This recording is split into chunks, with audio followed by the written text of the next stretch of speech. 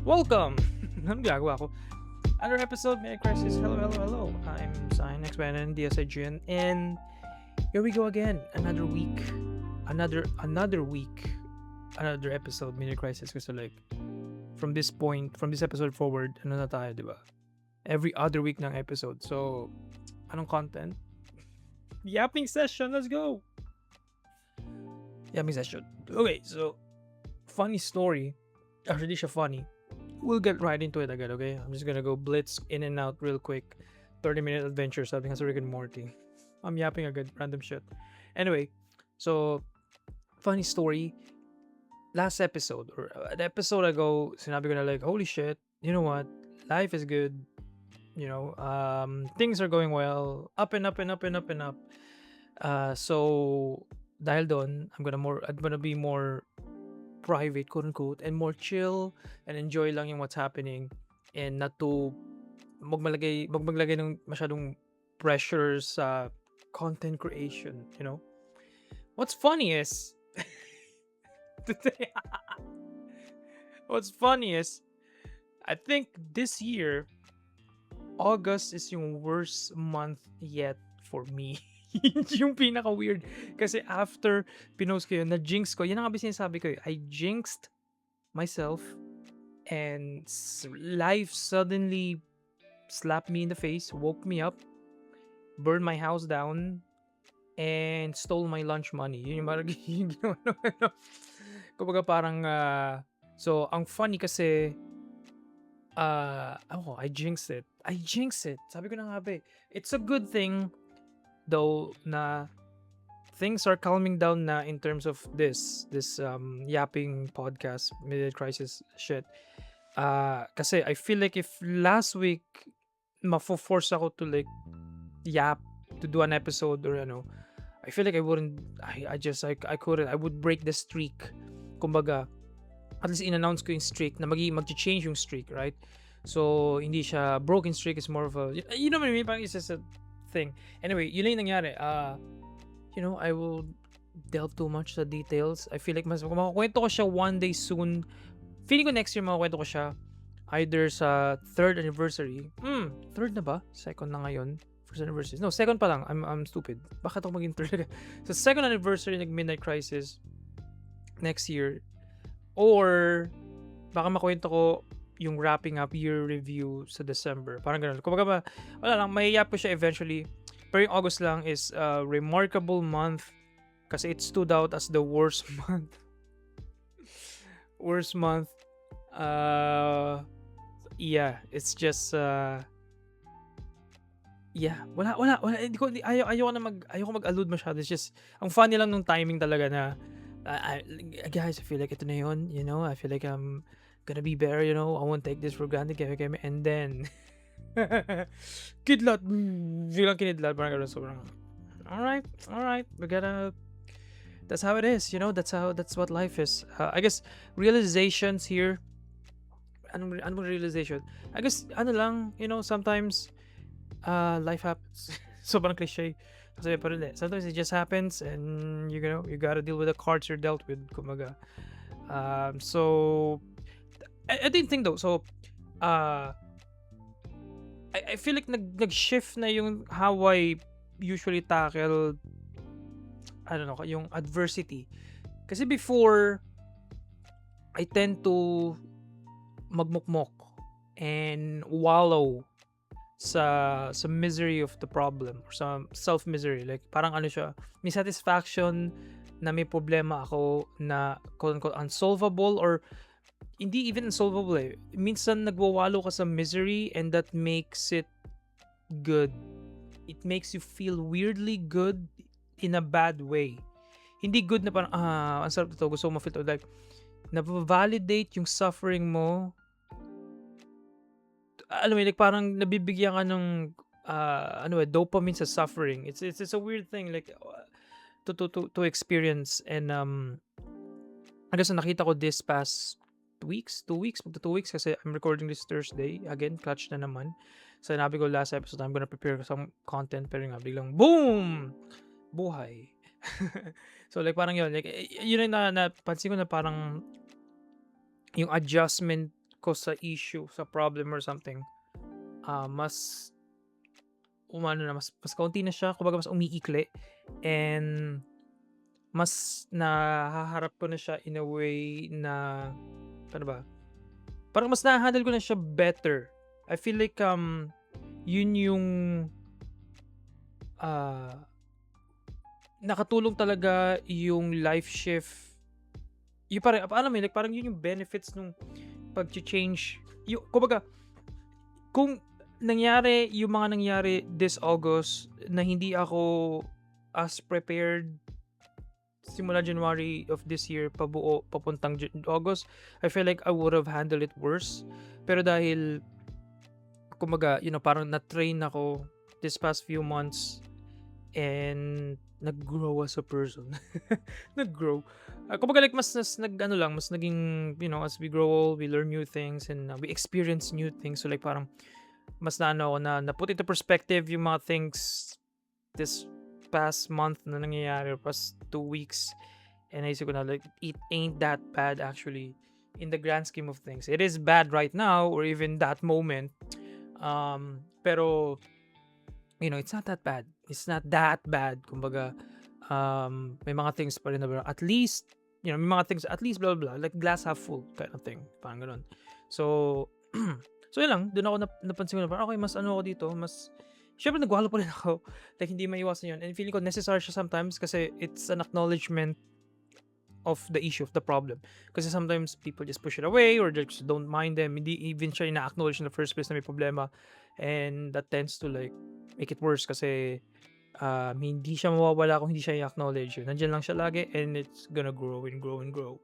Na hindi mo man lang siya nakukultivate. Kumbaga parang gano'n, like parang bago pa lang tumubo yung puno, putulin na bago pa lang, di ba? Parang gano'n. So parang ganyan nangyari. So, yun lang.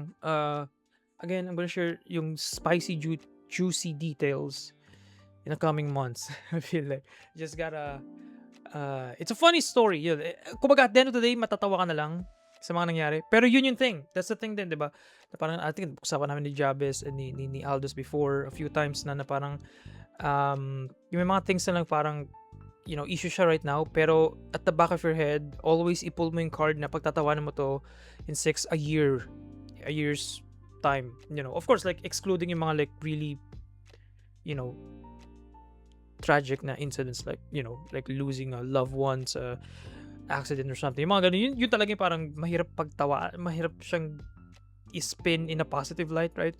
Pero yung mga stuff na, of course, hindi mortally challenged, kasi sabihin ko, hindi risk yung mortality mo, parang even yung mortality nga, so pwede mo pagtawanan. But you know what I mean, right? Like mga bagay sa life, generally speaking, magandang idea na like, okay, itong issue na to right now na I'm very stressed right now dahil because of this issue. I feel like in a year time, hindi ko to ma-remember, either magtatama na to or hindi ko even ma-remember na may ganitong issue in the first place. Parang ganun. So parang yun yung what really helped me para mas maangat ko yung sarili ko, emotionally and mentally din. Pero yeah, it's just, again, ang funny lang ng story talaga na yung coincidence talaga siya. Parang hindi nga siya coincidence, parang planado eh. You'll know it when you know it. Yun na lang. Okay, so anyway, so napansin niyo, wala pa si Jabez and stuff, wala pa rin it's just that. Like parang yung second half ng 2026, especially sa midlife crisis in terms of like production, is like mas mas na-deprioritize. Hopefully for good reasons, si Jabez has been like parang, focusing sa life stuff. And ako din, and yun nga, kaya nga every other week yung episodes kasi like, yung focus is shifting na, like, it takes energy na to like maintain yung weekly schedule, and it sucks na like hindi siya na-maintain for the second year.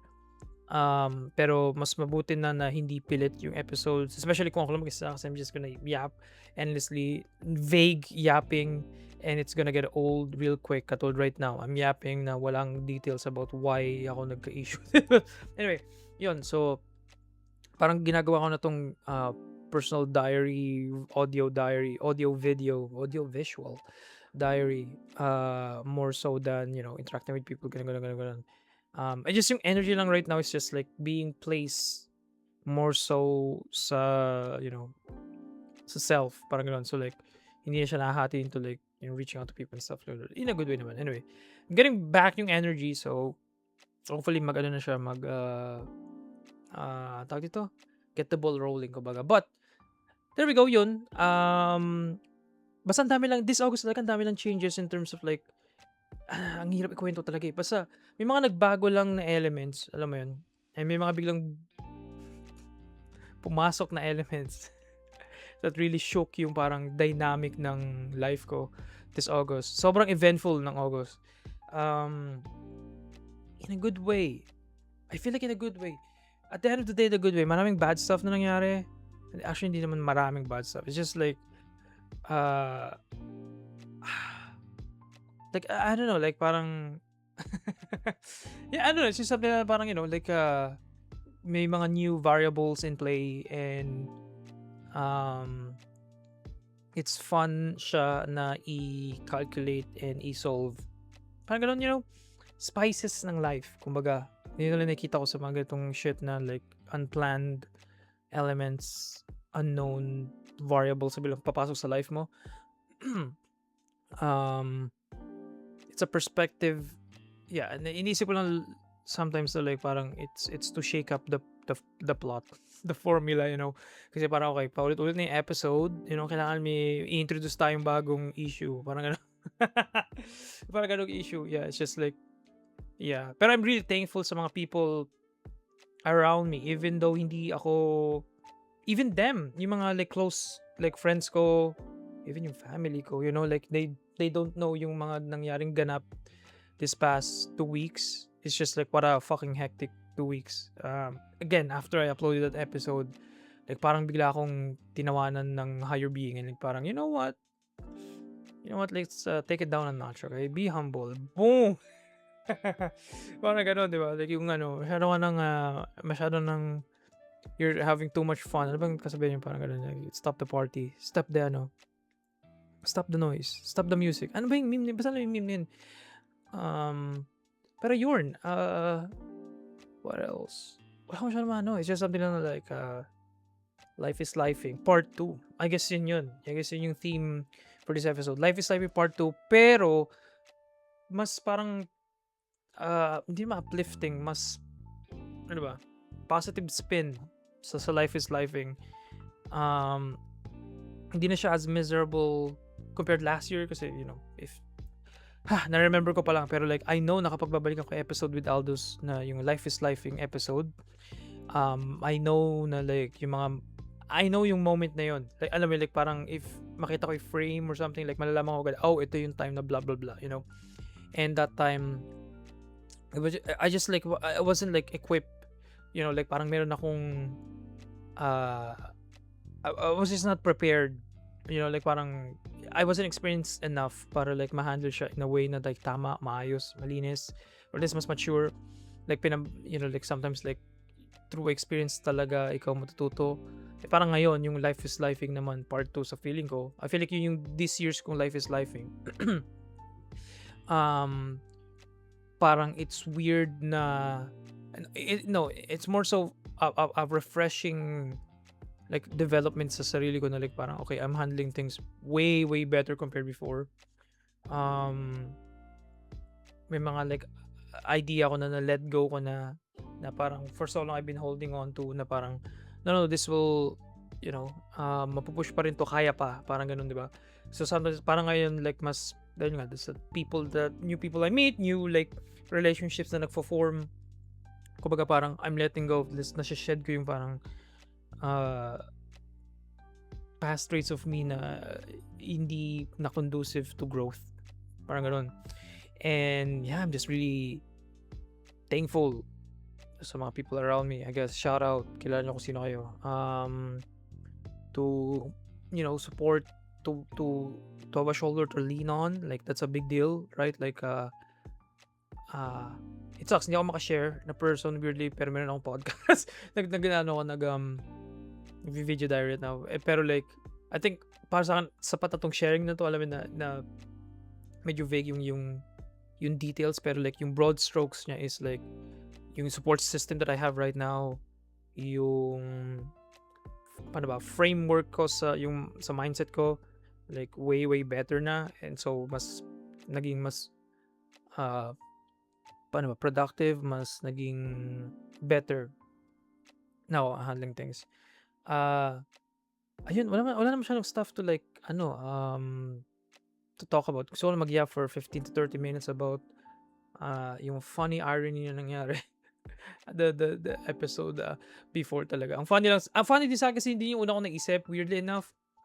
Yung mga nangyayari, nung nangyayari yung mga nangyayari, parang nagkakaguluhan na, parang naisip ko, ang funny nun, funny yung timing, parang gano'n, like parang, yeah, it's just funny lang. Funny shit, man. Life is so funny. Yun yung lesson here, man. Life is funny. Pero yeah, I'm really, ano pa rin, I'm still here. Oh, a friend suggested, kasi before I record this episode, I was really struggling what to say kasi like, I know na hindi ako mag-share. I know na titipirin ko yung kwento, hindi ko siya kaya pa ikwento kasi ano pa siya, medyo too close to home pa. I feel like kapag December, kapag meron ng distance, parang feeling ko pwede ko na siya maging kwento kasi hindi na ako nandun sa story na yun. Like, iba na yung phase ng life ko. Wala na ako, kumbaga parang technically, I feel like I'm still in it. So parang ang hirap niyang gawing entertainment. Ganun. So, a friend recommended me na i-share ko yung nangyayari sa akin this past 2 weeks, specifically naman sa work. Okay, so, ewan ko, nakwento ko na to sa podcast before, or even like nasabi ko na siya before, but nag-shift ako ng early this year, mga February, so doon ako from retail, overnight retail yung work ko. I was a ano bang pangalan ko before, overnight inbound blah blah blah, basta overnight inbound blah blah blah, like overrun inbound shipment managing, something like that. Parang basically, I nag-work sa retail, of course, overnight, sa shipment. So every gabi doon bumabagsak yung mga sa Target, basically. Parang siya, Save More or Robinsons, parang supermarket, parang ganun. Pero Target is mas market, may damit, may ganung stuff, parang minimal na isipin, may ganun. Anyway, so kami nag-handle ng mga shipment, basically, like parang organizing yung shipment and parang putting it sa shelves, basically. So yun yung parang workout this last year, na to the point na nag-burn. Kita sa sa past videos last year na like parang it's a miracle actually na I was able to like maintain yung podcast for that consistently. Na-imagine ko last year talaga mas matindi pa talaga yung burnout, yung work, yung time then imagine like parang gabi, yung gising ko, very rigid yung schedule ko before. I couldn't plan my weeks. Wala akong energy to like go out kasi yung sleep schedule ko is like baliktad, 'di ba? Like parang pagtanghali na, doon na ako inaantok, 'di ba? And kapag gusto ko gumala, kailangan may mental fortitude ako na parang willing ako magpuyat, quote unquote, kasi hindi ako natutulog kumbaga sisirain ko yung circadian rhythm ko kapag itatry ko matulog ng umaga para for the weekend, para lang makapaggala alam mo yun, the same day. Hindi ko kaya kasi like parang may pasok pa ako bukas. So ayun, kumbaga parang yung energy ko to get yung energy yung energy ko para like makapaggala, ang daming kailangan gawin, planuhin. And that time yung off ko is magkahiwalay pa, parang Monday and Thursday yata off ko or something, or Monday, Wednesday. So like I really couldn't do anything at all. Yun ang cons nun, as in talagang zero yung desire ko to live.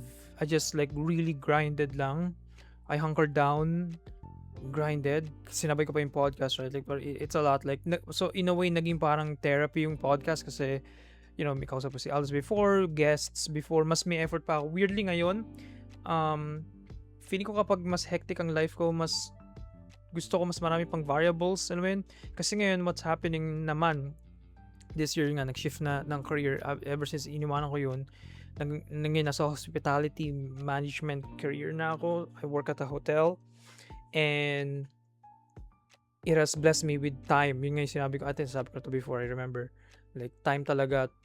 Kasi, hindi, yung schedule ko before was 2 weeks. Binibigay sa akin 2 weeks. 2 linggo yung schedule.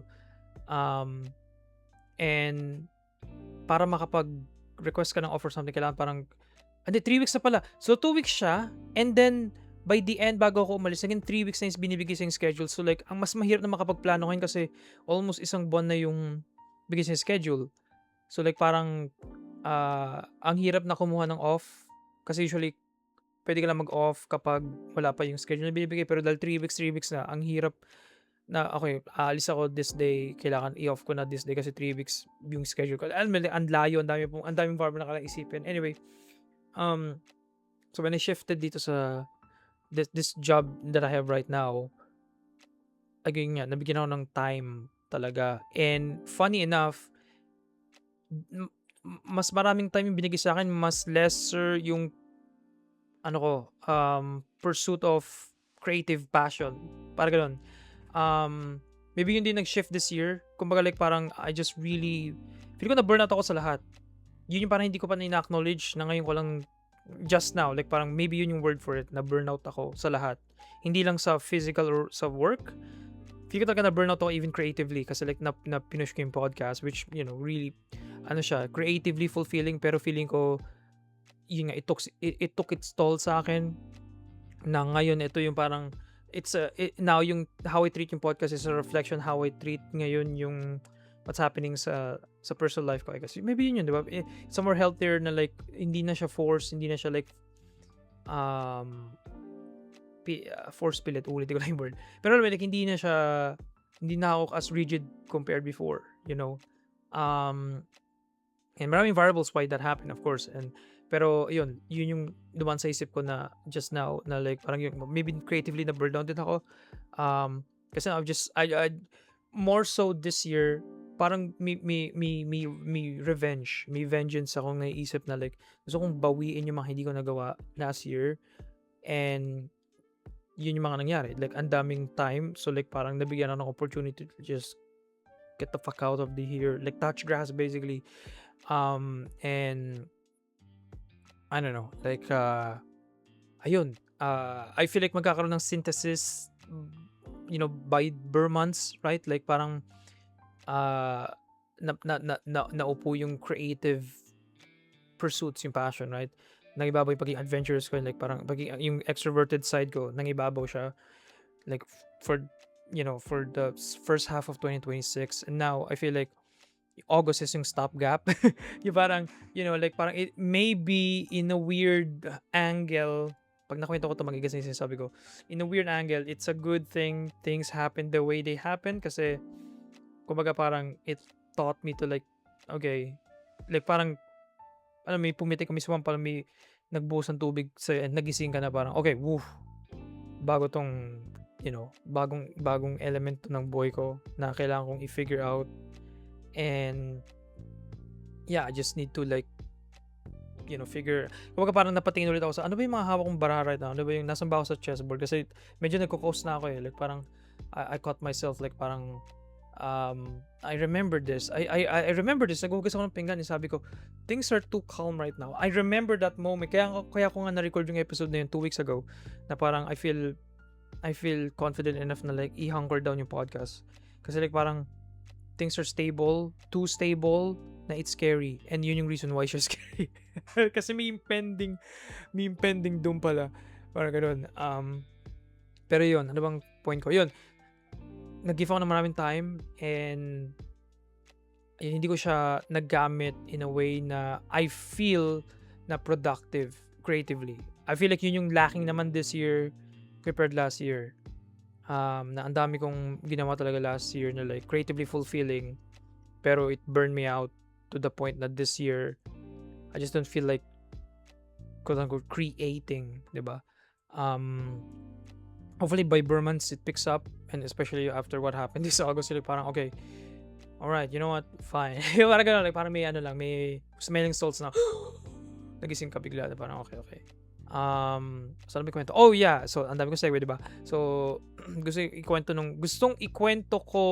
ng friend ko ikwento ko nangyari. So this past 2 weeks, I don't know what's happening, okay?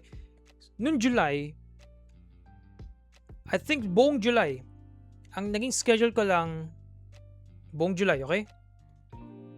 I think pumasok lang ako a total of 5 times, scattered through the whole of July. I think 5 days lang ako pumasok out of 31. Tama ba? August, July, August. No, 30 lang. 30 lang August. Wait, no. August, may 31 yung August, right? Whatever. Fuck it. Anyway, sa 30 plus, ewan ko, na days ng July, 5 araw lang pumasok. So, ang dami kong free time kasi may isang buong linggo wala akong pasok. As in, buong linggo. Notorious ang July here sa US. I don't know sa Pinas. Notorious ang July, especially kapag nasa hotel industry ka na, medyo mahina kasi lahat umuwi. Kasi 4th of July, mga ganun, tapos summer break.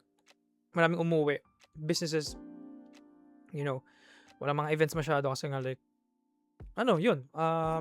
umuwi sa mga like, koton ko, probinsya, sa mga nila, states, or nagta-travel lang, na, yung hotel ko nasa kami, hindi siya yung travel spot na, kumbaga parang wala kami sa beach malapit or sa bundok, ganun, so, hindi siya as, na dinadagsa, ba tamang word? Or ginagamit for that purpose kapag vacation. Hindi pang vacation yung hotel. Yung placement ng hotel, more sa pang events siya and stuff. Anyway, so yun, like parang, it sucks to admit na throughout the whole of July, I was given a lot of time. Like, more time than I can, like, do with. You know what I mean? Like, parang, there's a thing that there's too much time. If that makes sense. Like, kumbaga parang, nothing's happening for so long. Parang ba explain? Naghahinap ako ng tamang words for it. Parang grass is greener lagi, right? Parang pag sobrang busy ka, parang, may gusto ko lang ng araw or isang linggong walang pasok or something. And, nangyari yun sa akin, And I think by the 3rd or 4th day na, okay, you're finding, kumbaga, boring, naghahanap ka na ng stimulation. Right? Kasi like parang wala ng work, wala pumapasok. So, hindi ako din person, hindi ako necessarily lumalabas. Pero, alam mo, like parang, kailangan maghanap na ng things to do. Parang ganun. Kaya yun, I guess kaya yung July is naging Broadway themed month kasi like parang for 2 weeks out of the 4 weeks ng month, like, nanood ako ng Broadway or at least nasa New York ako doing something. This August, I'm hunkering down. I'm settling muna, okay? After all that happened. Pero, okay, ang dami kong kwento lagi, segue. Ano ba yung point ko? So, ang point ko, gusto nung friend ko sabihin hanggang sa podcast na last week, I think this week, and this coming week, I don't know what happened. I don't know bakit ganito yung manager. Ang nagiging pasok ko is mga 6 a.m. Okay, maaga. To 10 p.m. So like, yes, may mga days na 12 plus hours ako nandun sa loob ng establishment. Right? It's crazy. It's freaking crazy. Ang kapalit noon is 3 days na yung work. Pero grabe yung araw na yun. Kasi like parang buong araw ka mula paggising hanggang pagtulog. And then yung pasok the next day is umaga ulit. So parang you never slept. You never left the building. Parang feeling mo yung espiritu mo lang umuwi. And then bumalik ulit doon. Kasi feeling mo parang walang nagbago. Like naka-uniform ka ulit. Magtatrabaho ka ulit, diba? Siyempre blessing doon. Nababawi yung July, yung dry spell ng July. But it's freaking crazy na like ganun yung schedule ko this past mostly this August na like parang there's always this one day na maaga ang pasok, late ang uwi. And sobrang accustomed na ako dun sa location sa hotel at this point na parang feeling ko, dito na kaya ako matulog. May dumaan sa akin na parang, dito na matulog. Pwede ba ako mag-discount sa room or something? Crazy. So, ayun, like parang 15 plus hour work week or work day. Diba sa work hours, but alam mo, energy wise, right? Like parang, oh my God, you just want to go home. Or at that point, like this is a mistake, pero I'm counting down the time, na parang, okay, 13 more hours. 12 more hours. 10 more hours. Like, parang, don't do that. I feel like that's one way to slow down your day. Kasi you're gonna be super hyper aware. So, like, passage of time. And that's not gonna help. Just don't check your time. Don't check the time. Just, grind. Yun lang yun. Grind. Time's gonna go slower kapag kina-acknowledge mo yung time. So anyway, ayun lang. Ewan ko, fun story siya na gusto lang yung sabihin na gano'n. Yung story ko, I don't know, like, me, part of me na parang frustrated, right? Pero also may part of me na like parang, you feel productive, right? Parang na-contrast niya yung July na wala masyadong nangyari. And ngayon, like, things are ramping up na. May events na, and we're working again, and tiba-tiba. Pero alam mo, like, parang may tamang balance here, I feel like. May tamang balance here, I feel like. Pero like, work is work, job is job. Naisip ko lang sometimes na like, parang I'm fortunate enough na like parang yung my managers are super friendly, super kind. Like, I have no reklamo at all sa work environment. Bagkus, di pa nga reklamo actually, but I have high compliments kasi I don't know, just we really help each other out, and just it's an environment na like parang hindi mo din yung dread pumasok, and doon ako really blessed and thankful kasi like parang kaya it doesn't bother me that much kapag whole day ako doon kasi like parang the people here are nice naman, 'di ba? So hindi magiging dragging yung work maybe, but yung people around you, yun yung nagmo-modulate kung bad ba yung work or hindi, right? Kasi sila sila yung makakasama mo, makaka-coworker, so I'm glad at least na parang may camaraderie there, and may professionalism. Alam mo yun? So I'm really like fortunate na ganun yung for people. But yeah, freaking crazy, 15 plus hours. Imagine working dire-diretso na walang upo, or kung may upo, like paminsan-minsan lang. Dito yung blessed with yung mga Filipino kasi like parang I've been eyeing the gym again, which is yay, let's go. Diba? Things are improving. Pero like, ang dati kasi cardio akong person, I feel like ang magiging focus ko sa mga susunod na buwan is like lifting naman talaga, yung parang weights, building muscle. I mean, nagkakalaman na a bit, diba? Pero like, syempre, wala pang definition, so let's fix that. So, I guess ang naging fortunate ako enough is palalakad kasi tayo mga Pinoy, or maybe ako nung nasa Pinas ako, like ayoko talaga hindi ako nag-grab lang ako or angkas. Very specific cases lang talaga kapag may Omega event. Like pag Grab is like pag kunwari, hindi ko alam, as in talaga hindi ko siya ginagamit as public transport. Ginagamit ko lang siya pag may special event ng family gathering na like nasa tight spot ako. Like parang ganun, hindi, kahit bumabagyo ka na, hindi ko ginagamit yung service at all. Kasi wala din naman ako mobile data talaga. Pero, anong point ko? Ba't ko kinuwento yun? Ayun, so kaya nangyayari, wala isip ko. Kaya nangyayari sa parang, I tend to commute. I tend to learn yung pathing nung like parang jeep, kung saan siya pupunta, kung anong ruta niya, tinatanong ko sa mga jeepney driver, Kuya, dadaan ba to sa ganito? Saan ako sasakay? As in, hindi ako nahihiya magtanong na, ito yung gusto kong puntahan, paano ako pupunta dito? Parang gano'n. Ayaw ko mag-tricycle. Kung pwede lalakarin ko talaga, like gano'n ako ka-cheapo-people.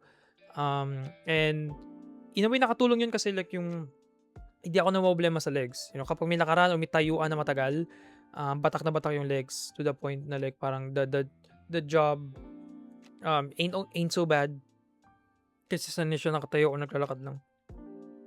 Sorry, hindi ka ba? Tinry ko siyang pigilan. Pero yun, doon ako thankful for. I guess ang kailangan ko yung workout yung torso. And, couple stuff. Pero yeah, like, I just gotta get my ducks in a row this month. Okay, this month has been really crazy. In a good and bad way. Mostly bad, pero minakuha akong aral dun sa bad stuff. So parang it ain't that bad naman kung like parang we're learning as people, Pero yeah, yun. I guess yun lang yung parang yapping for today. Life is Lifing Part 2. Gusto yung maging title, right? Cutie. But yeah, other than that, thank you so much for watching and or listening. I miss yapping in this format. It's a weird sensation na like parang every week kasi in-anticipate ko na magre-record or may kakausapin, diba? Pero last week, it was just like it's weird na hindi ako mag-upload sa Friday, no? Walang mangyayari this Friday, ma-skip lang siya. And ang galing ng foresight nung past sign for, saying na like it's gonna be every other week. Kasi like, I don't think makakapag-record ako last week if like, maybe push comes to shove, makakapag-record ako. But you know what I mean? Like, parang yun ang life is life in talaga. Like, parang, what's up, guys? Welcome to another episode of Mirror Crisis. Is my sign. Ganun na ako like last week if everyone na. Pero I guess, it took me 2 weeks, hopefully 3 to 4. Just we gotta get the fuck out of like August. Yun lang yung akin. Yun yung personal, professional opinion ko. August sucks for us all. Di na may kayo.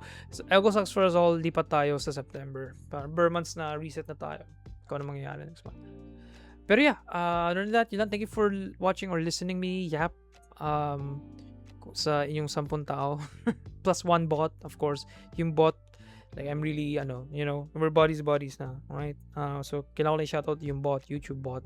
Thank you for giving me 1 view, makes me feel good. Anyway, other than that, yun lang. Wala mo siya mag-change sa mga susunod na weeks. I guess nga, it's gonna be a quick yap session. Maybe may topic akong very specific kapag di ako nahiya magkwento. But yeah, we'll see where this goes. Let's just have fun, enjoy your life, and laugh at the face of like, ano ba? Yung kasabihan na yan, right? Yung the face of the problem, mali. Yung statement of the problem.